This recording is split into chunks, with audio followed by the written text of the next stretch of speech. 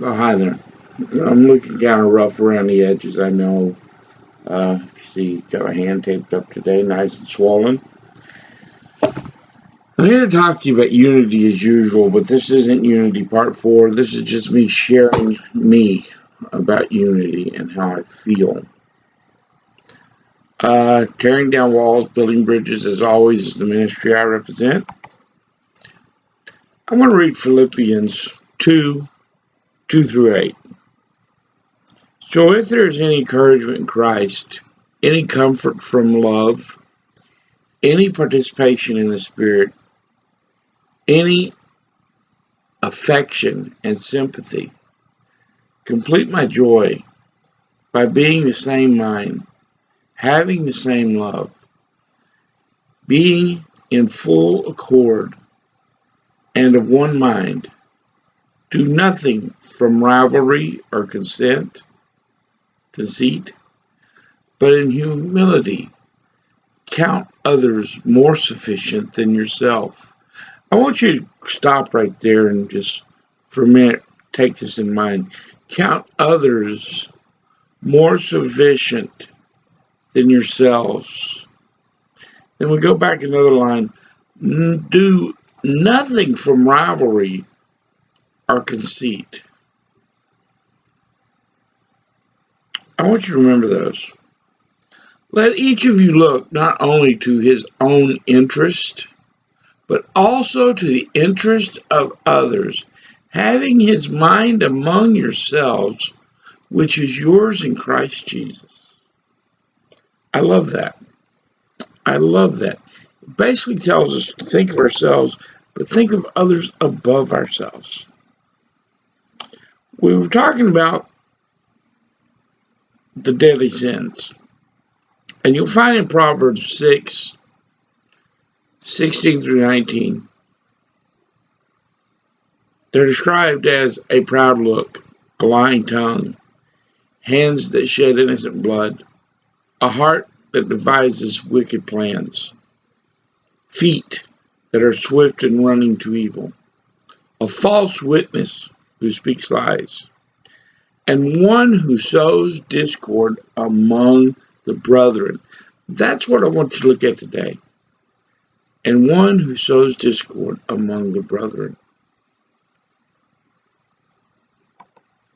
Often the one who does this is innocent. Yeah, you heard me right. Often someone who comes into your church and speaks discord is innocent. Say one who comes in and says that killing is okay if for this or this reason. To not help these people because they're 10,000 miles away and you need help your own in your own city. That don't happen here. It's only over there. Welfare does this for people, but it doesn't. Many people speak lies, not knowing that they're lies. Many people believe many things that they say. It's like a lot of people believe that I can go to a free clinic anywhere and get medical help. That the law says I have to get medical help. And it's a lie. I go to the emergency room, they x-ray my hand, they give me a shot, they send me home. That's all they do. They don't treat my arthritis. They don't find the problem. They don't report the problem. They don't give me a doctor to see, and they don't help me get disability. People believe, well, it's your disability. You have a right to it if you're down and out. But here in Oklahoma, it can take anywhere from 8 months to 5 years to get approved. We say, well, it's so hard to get approved, you must not really be. That's not true. People are automatically turned down in order to generate the way funds work. Only thing I get here is food stamps to live on. That's right. I haven't had cash in my hand for over 6 months. More than that, actually. It's been almost a year now. My job shut down in Texas, and I was ripped off by the man that I was working for. Lost my home, lost everything I owned. Innocent people were drug into it. Their hearts broke because they did what they thought was right because they didn't know me and threw away things. They got rid of things. And now they feel bad. And he goes, nobody helping me. No lawyers, no nothing. Can't get a lawyer, ain't getting money. People are like, oh, you can get a free lawyer. No, that don't work either. I went through legal aid. They turned me down. I put on here to sell t-shirts to get away from me to earn money while I'm down like this. While my feet are swollen up, my knees swollen up, my hands swollen up. And sell t-shirts. Nobody bought any. It's understandable. People out here are hurting. We all got stories.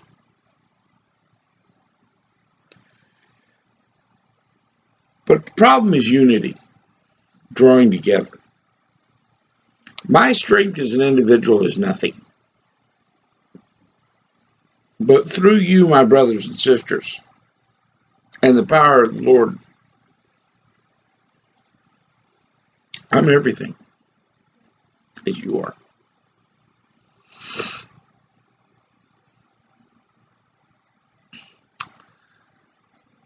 But we have many people who believe in their minds that things are a certain way, either through raising, through other things. They believe it. They soul-heartedly believe it. They can pick up that Bible and read something that says totally the opposite of what they believe. And they'll go on to something else. Because they're so embedded, so hard-hearted, and so calloused, they can't see the truth for what they believe.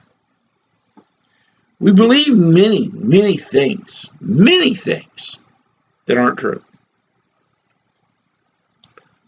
It's funny. We believe things in history that isn't true. We believe things in life that isn't true. People will say Muslims are the ones who do all the terrorism, and it's only 2% of the Muslims. It's 2%. There are three main groups: Shiites, ISIS, and the Ba'ath Party. They represent 2% of all the Muslims. These 2% kill other Muslims because they don't believe in causing you harm. I have a very good friend who's Muslim.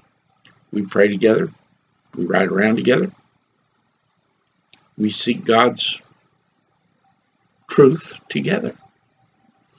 We believe differently in some things, but we don't let those beliefs keep us from bonding together as brothers. We focus on what we do believe. I got Jewish friends. Hardcore Jewish friends. And then I have Messianics. We have pastors who honestly believe that if another church doesn't believe the same as them, they can't be friends. They can't do something together as a group. They respect them, but they will not join them. We have agencies that won't do anything together because they might get the grant this year instead of them. And somebody might lose money. Yet if they were joined together as like a co-op, everybody would get the grants. Everybody would share in it. But they can't do that. If you give away food every week to families, you're not solving the problem of there not being enough food. You're getting them by to another month. If you help with light bills now and then, you're not making it where they can afford their light bill. You're just getting them by.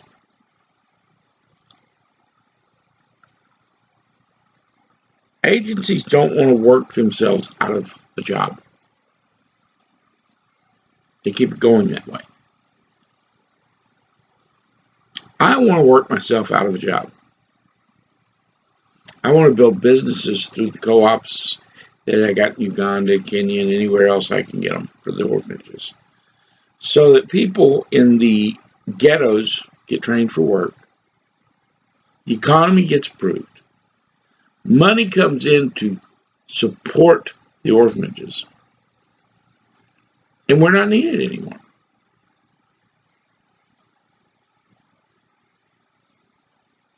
What will I do then, right? Well, there's a water crisis. There's plenty of more ghettos in the world. There's job training programs I could start here and overseas. There's my booth I'm trying to start. I could generate money that way and take people who are like me and invest $800 in them and put them to selling things on the streets.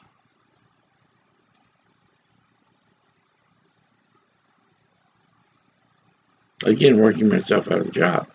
But there's more than one state. I could unionize Oklahoma, Kansas, Texas. I could build a union of people who are in poverty so that they could stand up for their rights. And instead of raising our minimum wage, we could refabricate our economy so that the money we get works and the poor are respected. We'll always have poor. We're never going to get rid of poor. We're never going to get rid of needy.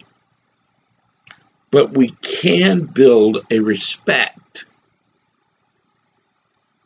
and a line to be drawn of the use of these people or the abuse of these people.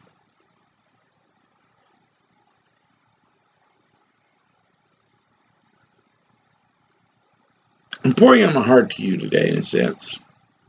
I have nothing. I'm supposed to come to you clean shaven all the time and looking my best and standing on a pile of Bibles, appearing not to be anything more than a servant of God. But today I'm coming to you as a man, as a brother, as someone in need just as you are. I'm asking you to realize we are in a war against evil. God has brought me to this level from the level I was for a reason. Not that I'm a great sinner or all these things are against me. That's not why I'm here. I'm here to learn. I'm here to learn about something I never sought for in my life, and that's unity, and that's partnering, and that's sharing. The Word says we're supposed to take care of each other, and it's true. If every Christian did their part to take care of each other, no Christian, no one following that Word would suffer. And there would be plenty to help those outside the Word and to find it. But because of those who draw up discord and false beliefs, false profiting, some of them intentionally, some of them because they heard it enough that they believe it because they never picked it up and read it.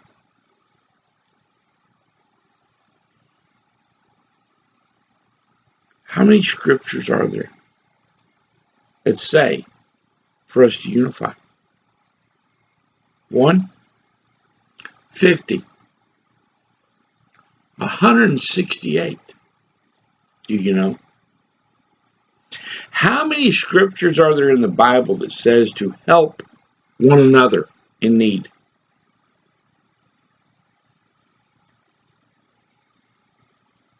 50, 75. Try 300. How many scriptures are in there that tell you not to worry about your life, that if you give to your brother, God will give to you? To not seek them for repayment. Everybody likes to tell me how they've been burned before. How can you be burned when what you did was asked for by God?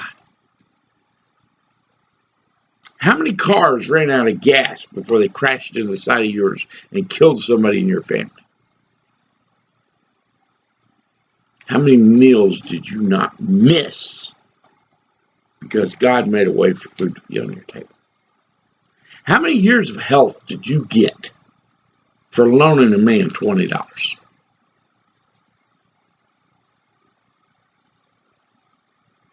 Ever ask yourself that? Ever asked yourself what God blessed you with? Dollar bill. God, I never thought I would see the day when $1 was worth more than a man's life. But I've seen it. Personally. The first time I asked for $1 on here, I wasn't hurting that bad. I just wanted to see if I was loved enough for $1.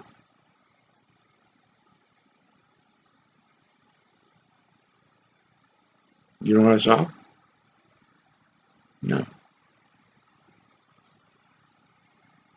Was one human life worth you sparing a dollar bill? I put on here t-shirts for sale to help me get money to start a booth so that I could make a living. So I can make a living. Not so I can sit here and get drunk or spread more word or anything else. So I could go out and sell items to people to make an honest living. Did anybody buy one? No. No.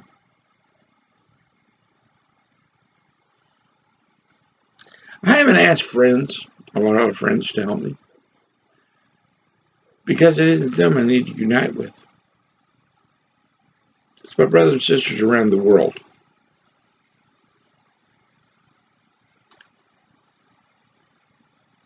We need to bring our churches together. We need to bring ourselves together.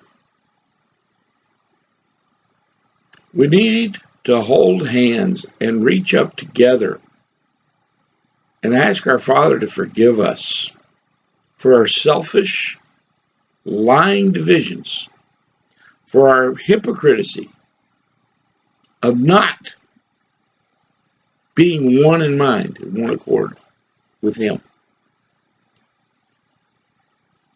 We need to ask forgiveness. We need to pledge ourselves not only to our Father, but to our brother Christ and to each other. Again, I'm not doing any writing today. My hand hurts way too much. And I just want to let y'all know I love you. And I constantly pray for everybody on here. I lay my hands on this computer every night. I've anointed it with oil to reach out to each and every one of you who will accept my prayer. I put my Facebook on here. I put my phone number. I put my address so that you can reach me. For I have nothing to hide. I'm an open window to you. And I love you all. And I'm very committed to what I do. And what I do is pick up what God gives me to give you and share it. When I go into churches, I make people mad because I say what the pastor will not say.